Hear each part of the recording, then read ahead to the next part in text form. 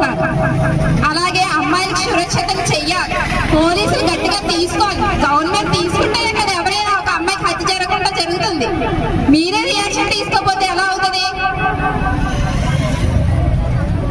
ఒక ఆడపిల్లకి ఏమైనా జరిగిందంటే ఎవరో వచ్చి మనకి హెల్ప్ చేస్తారని అనుకోవడం తప్పు. మీరు గట్టిగా ఉండాలి.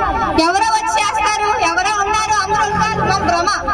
మనకు అంతెందుకు, మన సొంత తమ్ముడే, మన సొంత అన్నయ్యే కరెక్ట్గా ఉండట్లేదు. అలాంటప్పుడు మనం ఏం చేయాలి? ప్రతిదీ సిల్లిగా తీసుకోకూడదు. ఆ అమ్మాయి ఏ ఊరైనా కానీ ఎవరో మనకు తెలియదు. కానీ మనం ఎందుకు ఎక్కడ ఉన్నాం? రేపు ఫ్యూచర్లో